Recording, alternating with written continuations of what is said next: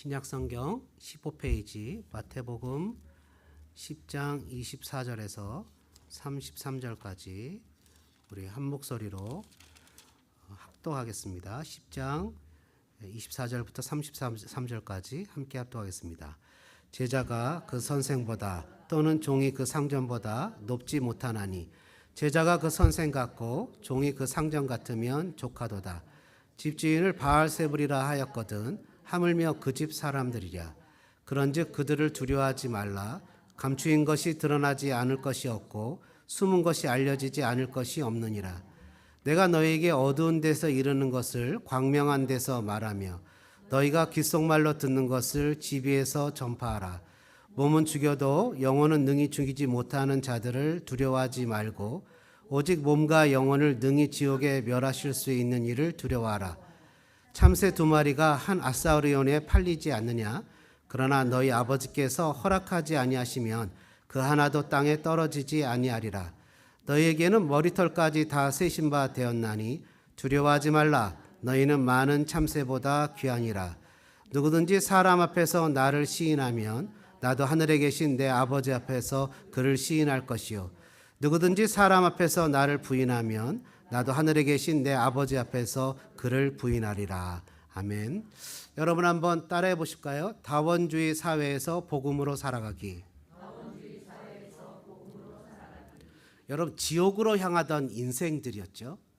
지옥 형벌에 들어갈 영원한 인생들에게 지옥에 가지 않아도 된다고, 예수를 믿으면 천국에 갈 수 있다고 라는 것이 복음이 아니겠습니까? 굿뉴스라는 거죠.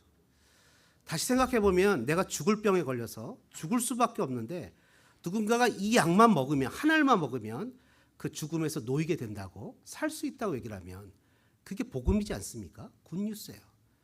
죄와 형벌로 영 죽었던, 지옥 형벌에서 영원히 살 수밖에 없는 저와 여러분들을 복음으로, 예수님께서 십자가에 죽으심으로 우리의 모든 죄의 대가를 다 지불하시고 구원하신 일이 복음입니다.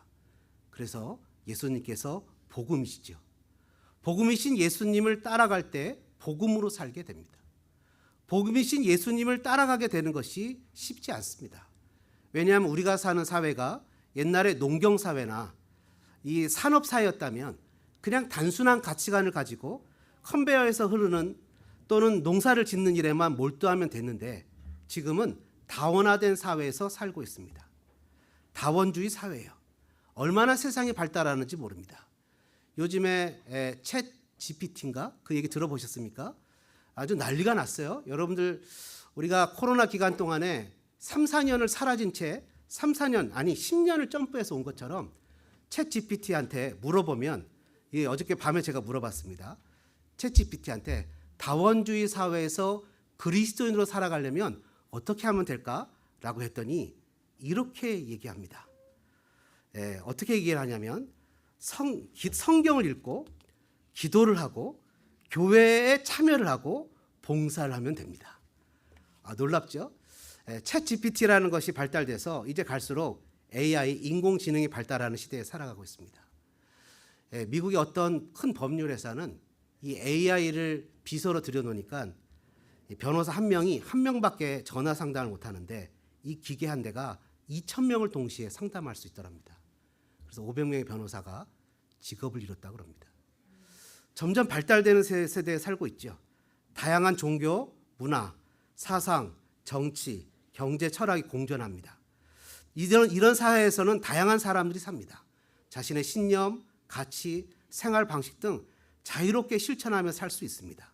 이런 것을 다원주의 사회라고 얘기를 합니다. 너도 인정하고 나도 인정하는 거예요.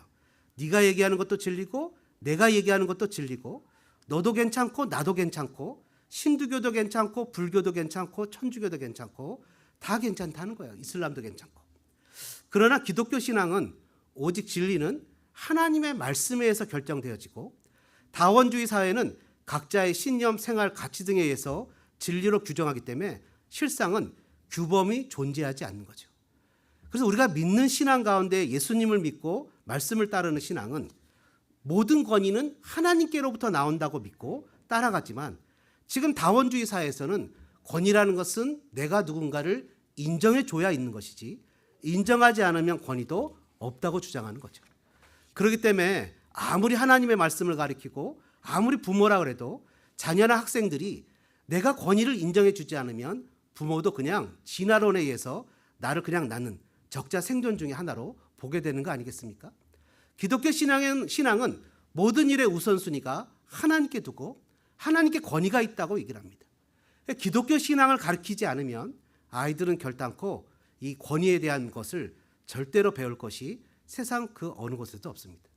하나님께서는 남자를 만드시고 여자를 만드셨다고 믿고 그에 따른 가치관으로 사는 것이 기독교 신앙이라면 누구나 자신의 성을 결정할 수 있다고 믿는 것이 다원주의의 가치관이죠. 부모 보호 아래 살던 자녀들이 부모를 떠나며 만나는 것이 다원주의 사회입니다. 부모로부터 받았던 그 신앙이 막상 다원주의 사회 안으로 들어가면 그렇게 답답하고 고리타분하고 나를 이용해 먹으려고만 여겨지는 그런 것으로 비춰지는 것이 참으로 안타깝습니다.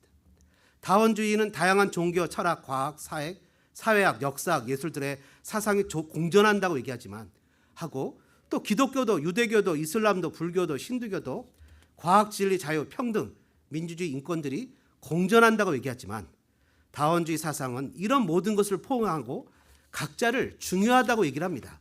그런데 문제는 어디서 터지느냐? 이런 사람들이 자기가 결정하는 것이 진리가 되기 때문에 막상 어렵고 힘든 일을 만나게 되면 그 누구도 기댈 곳이 없어서 두려움과 불안 때문에 우울증이 걸리기도 하고 약물에 취하기도 한다는 겁니다. 그러나 우리가 믿는 신앙은 하나님의 유일하신 신앙 아래, 기독교의 정신 아래 그 가운데 세상의 학문 중에 다원주의도 있고 세상의 학문 중에 진화론도 있고 세상의 학문 중에 사회학, 역사학, 예술 등이 있고 하나님이 만드신 창조 중에 다양한 것이 있지 그것들이 하나님의 사상과 동등된 위치에 있다고 여기지 않습니다. 다윈의 진화론은 그냥 진화론으로 배우고 다윈이 이렇게 주장했구나라고 여기는 것이지 그게 창조론과 동등한 위치에 놓고 여기지 않습니다.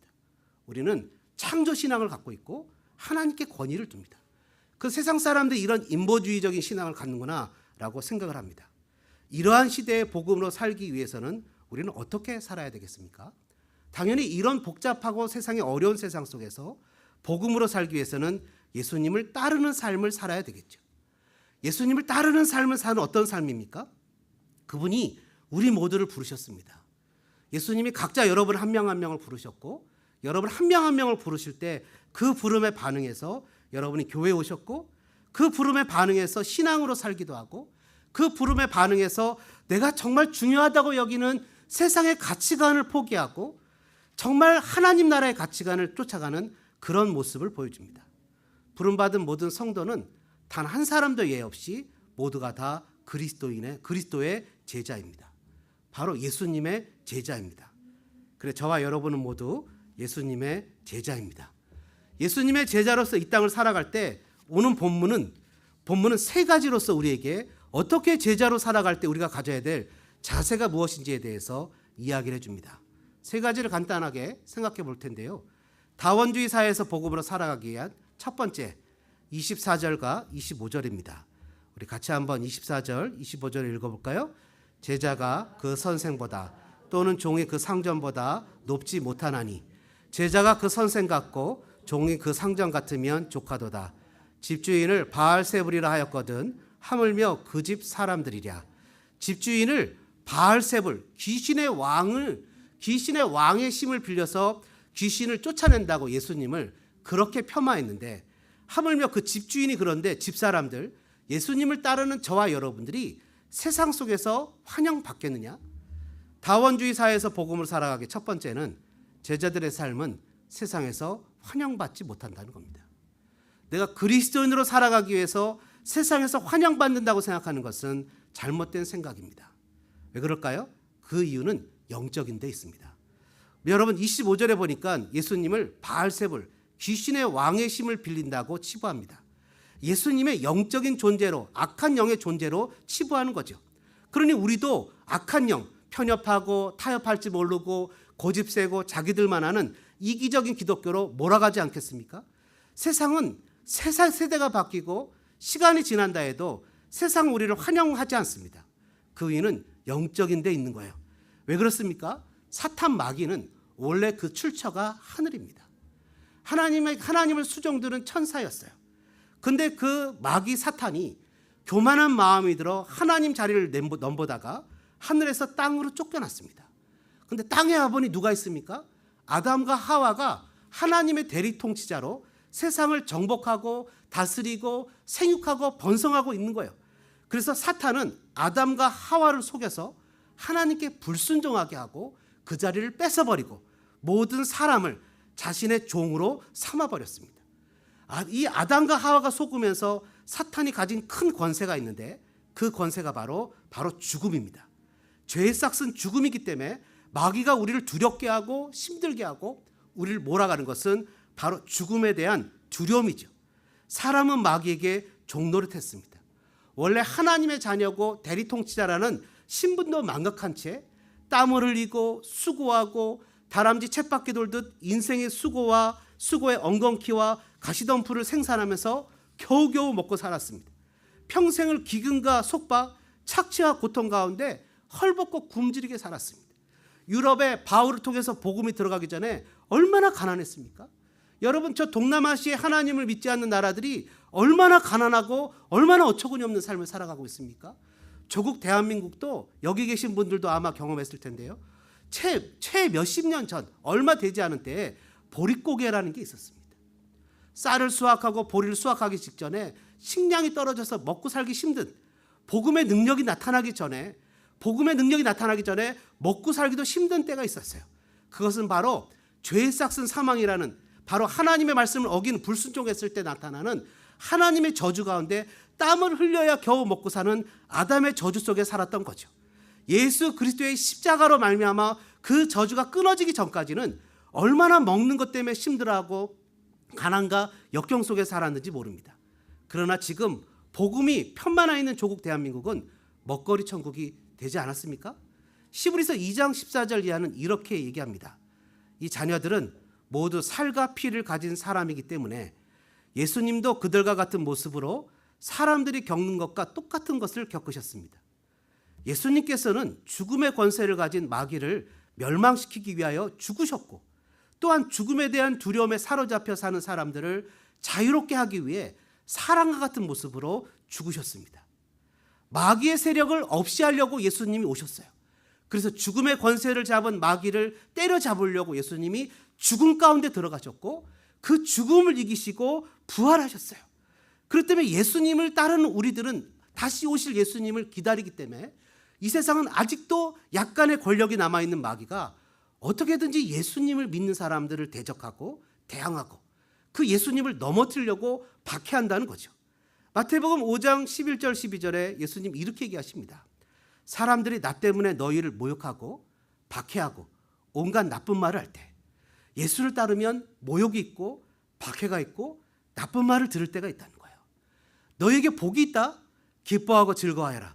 하늘에서 너희의 상이 크다. 너희보다 먼저 살았던 예언자들도 이처럼 박해를 받았다. 너희들은 소금과 빛이다. 여러분, 다원주의 사회라고 해서 이 세상이 우리를 환영하지 않고 과학이 발달했기 때문에 우리를 환영하지 않는 것이 아니라 예수님을 믿고 따르는 사람들을 환영받지 못하는 것은 바로 뒤에 악한 세력, 영적 세력이 있기 때문이라는 겁니다. 그들은 누구나 다 옳다고 말합니다. 우리는 예수님이 옳고 진리는 예수님에게 있다고 얘기합니다. 이 사람도 진리고 저 사람도 진리일 수가 없어요. 진리는 이 사람에게도 진리가 돼야 되고 저 사람에게도 진리가 돼야 됩니다. 서로 다르지요. 그것이 진리일 수는 없지요. 누구에게나 시대를 뛰어넘어서 옳아야 되지 않겠습니까? 그것이 바로 예수님의 진리입니다. 고난과 역경이 있을지라도 예수님을 따라가는 일에 조금 더 주저하지 않고 믿음으로 따라가는 복된 저와 여러분 되시기를 주님의 이름으로 축복합니다. 다원주의 사회에서 복음으로 살아가기. 두 번째는 한번 따라해 보실까요? 제자의 삶은 두려움을 이겨내야 합니다. 여러분, 본문의 내용을 살펴보시면 26절에 이렇게 얘기합니다. 그들을 두려워하지 말라. 28절에도 이렇게 얘기를 합니다. 28절에 두려워하지 말고, 29절에도 세 번째 이렇게 얘기를 합니다. 29절이죠. 뭐라고 표현합니까?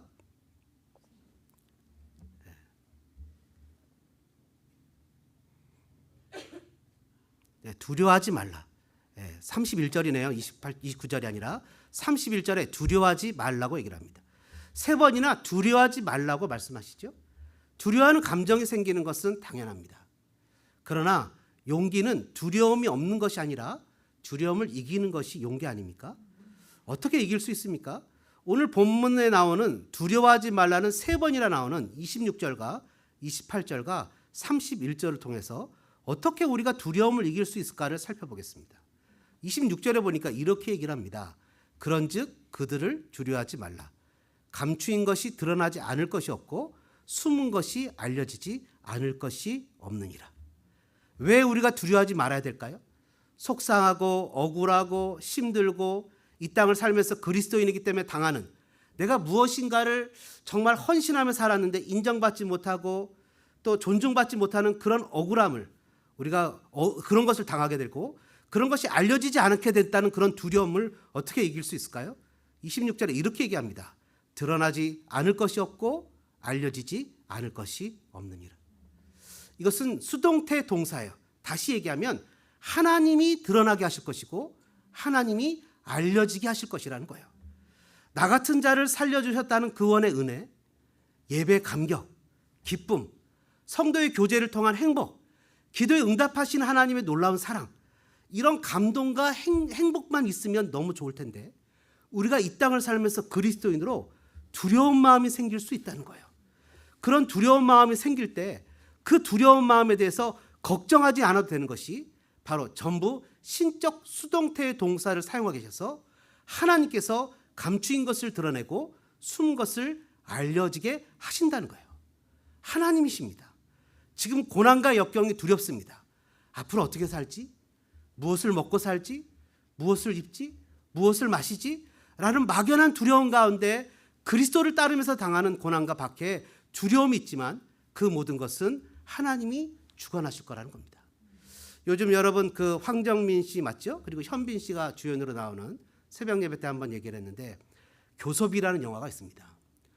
2007년도에 샘물교회 성도들 21명이 아프가니스탄에 단기 봉사, 선교 봉사를 갔을 때 그 사람들이 탈레반에 잡혀서 2명이 죽임을 당하는 사건을 놓고 그것을 영화한 거예요. 그런 대사가 나와요. 가지 말라고 그렇게 얘기를 했는데 여권까지 뺏었는데도 불구하고 제 상국을 통해 몰래 들어갔다. 그런 얘기가 나옵니다. 그리고 정부가 실상 가지 말라고 한 데만 골라서 갔다. 그리고 거기 가서 막 그냥 회당을 돌면서 이슬람 사당을 돌면서 예수 믿으라 그러고 고아원이나 이런 가난한 아이들한테 가서 그냥 한글말로 찬양을 가르쳐주고 그런 짓거리를 했다라고 하면서 샘물교회 사람들이 얼마나 욕을 먹었는지 모릅니다. 그러나 실상은 정부가 가지 말라는 데는 가지 않았습니다. 안전하다고 여겨지는 곳만 가다가 내륙에서 붙잡혀 가게 된 거예요. 그리고 여권을 뺏기면 어떻게 가겠습니까? 그리고 그 동네는 가서 그 고아원이나 그런 것에 의료 봉사를 수년 동안 했습니다. 탈레반에게 잡혀갔을 때 그 동네 사람들이 1000명이 넘는 사람들이 나와서 이 사람들은 우리를 도와주기 온 사람이니 풀어주라고 데모를 했습니다. 데모를 해서 풀어주려고 했는데 근데 2명이 죽은 이유가 한국의 안티 기독교 단체가 탈레반 홈페이지에 이 사람들의 대표는 누구고 누가 가장 열성 분자인데 그들이 순진한 이슬람 교도들을 꼬셔서 기독교로 억지로 개정시켜 드리는 사람이니 이들은 다 죽여야 된다고 이메일을 보낸 거예요. 누가요? 한국 안티 기독교인들이. 그 사람들이 이메일을 불렀어요. 그래서 그들이 풀어주기로 한 전날, 풀어주기로 한 날 바로 다음 날 이메일을 받고 2 사람을 총살시켰습니다. 기가 막히죠? 그들은 그러면서 뭐라고 표현하냐면 심지어 내가 신학교에 들어가려고 해서 거짓 목사가 되어서 기독교를 파괴하려고 한다고. 신천지도 많잖아요. 이미 신학교에 들어가서 장로교 같은 데 가서 목사가 돼서 교회를 신천지로 넘기는 사람들이 너무 많잖아요. 여러분 그러나 이것이 다 드러나게 됐어요. 샘물교회는 말 한마디 못합니다. 우리가 정말 순수하게 정부 지침을 따라갔는데 말 한마디 못하고 만연사냥에 기독교인들조차 욕을 하고 수많은 핍박을 당하고 말 한마디 못했는데 27절에 주님 뭐라고 표현하십니까? 내가 너희에게 어두운 데서 이른 것은 광명한 데서 말하며 너희가 귓속말로 듣는 것을 집 위에서 전파하리라. 반드시 밝혀진다는 거예요. 억울하고 속상해서 참고 견딘다고 할 때 반드시 하나님이 밝히신다는 거예요. 여러분 지금 이 시대를 살아갈 때 너무 힘들 때 있잖아요. 너무 힘들고 어려울 때 있잖아요. 하나님이 나를 알아주시긴 하나? 그러나 여러분 반드시 하나님이 밝혀주신다는 것을 믿고 두려움을 이겨내시기를 축복합니다. 어떻게 두려움을 이길 수 있습니까? 28절에 보니까 이렇게 얘기를 해요. 몸은 죽여도 영혼을 능히 죽이지 못하는 자들을 두려워하지 말고, 같이 한번 읽어볼까요? 오직 몸과 영혼을 능히 지옥에 멸하실 수 있는 일을 두려워하라. 두려움을 바라보면 두려워요. 여러분 튀르키 지진처럼 갑작스러운 정말 안타까운 죽음도 있어요. 병이 들어 나이가 들어서 죽는 죽음도 있어요. 여러 가지 이유가 있어요. 몸은 결국 죽을 수밖에 없다는 거죠. 어쨌든 이 몸은 한 번은 죽을 수밖에 없어요. 근데 영혼은 영원히 살아요. 몸이 살아있을 때 예수님을 믿으면 천국으로 가게 될 것이고, 몸이 살았을 때 예수님을 안 믿으면 지옥에 가게 되는 거 아닙니까? 여러분 그런 상황 가운데 있어요. 여러분 고린도후서 4장 16절에 이렇게 기록합니다. 그러므로 우리가 낙심하지 아니하노니 우리 겉사람 우리 몸은 낡아지나 우리 속사람 우리 영혼은 날로 새로워지도다. 여러분 나이가 70, 80, 90 들어서 몸은 쓰기 어렵지만 영혼은 더 하나님 앞에 생생하잖아요. 영적으로 더 깊어지잖아요. 주님의 은혜 가운데 깊이 들어갈 수 있잖아요. 몸이 아프다고 기도를 못하는 게 아니잖아요. 몸이 나이가 들어서 70년, 80년, 90년 쓰면 무릎도 아프고 허리도 아프고 앉았다가 일어나려면 잘 일어나지도 못하지만 영혼은 하나님 앞에서 날마다 더 뛸 수 있잖아요. 그래서 뭐라고 표현합니까? 겉사람은 낡아지나 속사람은 날로 새로워지는도다. 잠시 받는 환난에 경한 것이 지극히 크고 영원한 영광에 중한 것을 우리에게 이루게 함이니 우리가 주목하는 것은 보이는 것이 아니요 보이지 않는 것이니 보이는 것은 잠깐이요 보이지 않는 것은 영원합니다. 아멘. 진정 두려워야 될 세상이신 하나님을 바라보게 되면 세상에 어떤 것도 두려워하지 않아요. 하나님을 바라보게 되면 나도 모르는 내 속에서 자신감이 막 흘러나와요. 근데 내 상사를 바라보고 거래처를 바라보고 은행 어카운트를 바라보고 하나님을 바라보지 않고 그런 것들에 마음을 뺏기면 두려움에 함몰돼 버려요. 왜요? 내 자신으로는 그거를 내 능력으로 이길 수 없을 것을 내가 너무나 잘 알거든요. 과거에 살았던 삶을 돌아보니까 내가 생각보다 많이 벌었네. 하나님 나를 지금까지 인도하셨네. 하나님 나를 지금까지 살려주시고 먹여주셨네 라는 생각이 과거의 삶을 통해서 생각해보면 들어오지만 미래를 보면 두려운 거예요. 어떻게 살지? 이걸 어떻게 메꾸지? 월세를 어떻게 내지? 어떻게 살지? 여러분 다원주의 함정이 그게 아닙니까? 그게 아니에요. 네가 신이야. 다른 데 가서 네가 굳이 신을 찾을 필요가 없어. 그렇게 하다 보니까 내가 신이 되니 내가 모든 것을 다 해야 돼요. 그러니까 인생이 너무 두려워요. 그러니까 우울증에 걸리고 약을 먹고 취하고 세상 속에서 그냥 일에 함몰되잖아요. 그러나 하나님을 두려워하고 하나님을 바라보면 그런 것들이 하나도 두렵지 않아요. 당당하고 담대하게 되죠. 왜요? 몸과 영혼을 멸망시키는 하나님을 바라봐야 되죠. 하나님을 바라볼 때 하나님 우리에게 두려운 마음을 주시는 것이 아니라 평안과 소망과 기쁨과 영생을 주시지 않습니까? 그럴 때 두려움을 이길 수 있어요. 31절에 보니까 두려움을 이길 수 있는 방법은 뭐라고 표현합니까? 우리는 한번 따라해 보실까요? 나는 귀한 존재래요. 아멘이십니까? 여러분 귀한 존재래요. 내가 생각하는 내가 아니래요. 회사에서 인정받지 못하고 때로는 사회에서 인정받지 못해 세상에서 평가하는 내가 아니래요. 하나님 뭐라고 표현하시냐면 여러분 하나님이 두 가지 이미지를 주시는데 하나는 참새고 하나는 머리카락이에요. 여러분 참새 밖에 나가면 새 중에서 제일 흔한 게 참새예요. 너무너무 참새가 많아요. 저 짹짹거리는 참새도 하나님의 허락 없이는 떨어질 수 없대요. 오늘 본문에 나오잖아요. 뭐라고 써있습니까? 29절에 아버지께서 허락하시지 아니하면 그 하나도 땅에 떨어지지 않는데 하물며 너희는 어떻대요? 참새보다 귀한데 31절에 너희는 참새보다 귀한데 하나님은 머리털까지 다 세신대요. 여러분 머리털 세시는 분 있습니까? 여러분들 머리털 이렇게 머리가 좀 없으신 분들 이렇게 보시면 오늘은 뭐 50개 빠졌어 30개 빠졌어 이렇게 어카운트 하는 분 계십니까? 하나님은 그러신대요. 오늘 네가 100개가 빠졌구나. 어떡하니 5년 내에 대머리가 될 것 같다. 하나님 그렇게 숫자를 카운트 하신다는 거예요. 하나님이 우리 마음, 우리의 삶 속에서 손톱이나 발톱이나 이런 것들은 막 귀에서 막 페인트도 칠하고 뭐도 칠하고 얼굴에 막 분장도 하잖아요. 그죠? 나이를 속이기 위해서. 그런데 머리카락은 실은 그렇게 신경 쓰는 것 같지 않은데 하나님은 얼마나 우리에게 관심을 두시는지 내 머리카락까지 쓰신대요. 그리고 그 참새, 그 수많은 참새보다 훨씬 귀하대요. 여러분, 하나님의 아들 예수를 주셨는데 그 우리가 얼마나 주님 앞에 귀한 존재입니까? 제자로 살아갈 때 당하는 박해는 하나님의 무능과 무관심 때문이 아니잖아요. 하나님의 뜻을 이루어 가시는 과정이죠. 하나님을 신뢰하고 두려움을 이겨내시기를 축복합니다. 마지막 큰 세 번째, 다원주의 사회에서 복음으로 어떻게 살아갈 수 있을까요? 한번 따라해 보실까요? 영원한 천국에서 상을 얻기 위해 살아갑니다. 32절과 33절 말씀을 같이 한번 읽겠습니다. 누구든지 사람 앞에서 나를 시인하면 나도 하늘에 계신 내 아버지 앞에서 그를 시인할 것이요. 누구든지 사람 앞에서 나를 부인하면 나도 하늘에 계신 내 아버지 앞에서 그를 부인하리라. 네, 봐봤다고 전화가 오는 거예요.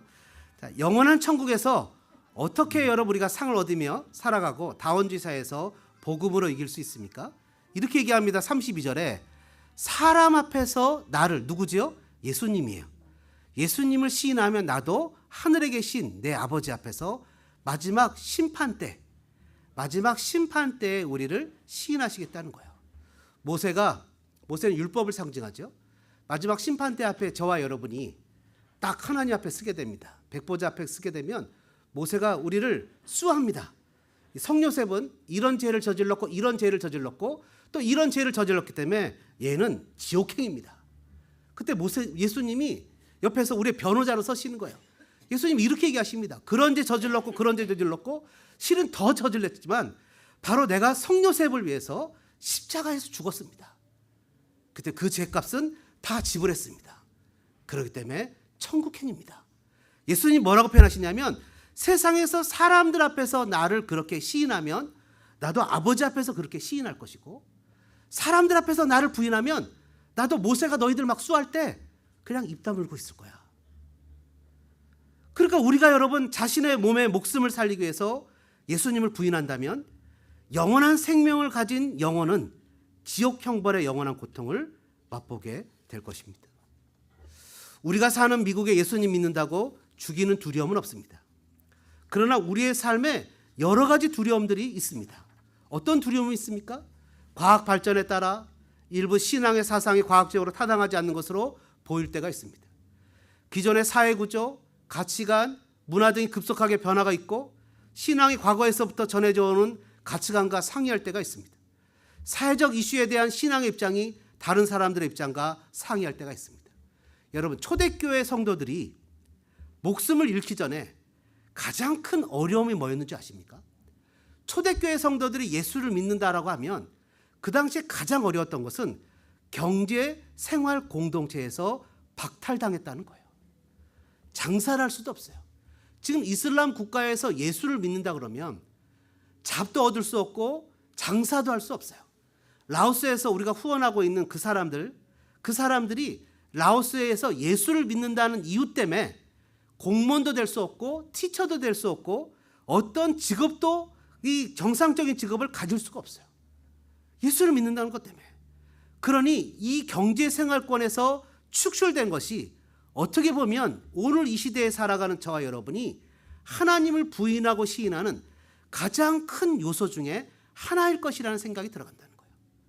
우리가 선택하는 모든 순간순간 우리는 무엇을 두려워하는지가 명확하게 드러납니다. 자기 합리화로 포장하고 명분도 내세우지만 그럼에도 주님을 시인하는 선택과 그렇지 않은 선택은 분명합니다. 주님을 선택해야 됩니다. 주님을 선택해야 됩니다. 뭐라 그랬습니까? 예수님이 천국은 침노하는 자의 것이라 그랬습니다. 가만히 앉아서 하나님이 내 입에 떡 먹여주기까지만 기다리면 천국의 보화와 능력을 경험하는 것은 이 땅에서 없다고 여겨져야 됩니다. 주님 앞에 구해야 되고 찾아야 되고 두드려야 되고 결단해야 됩니다. 저와 여러분이 주님 앞에서 다원주의 사회에서 신앙으로 살기로 결단하는 복된 교우들 되시기를 주님의 이름으로 축복합니다. 함께 기도하겠습니다. 이 시간에 기도하실 때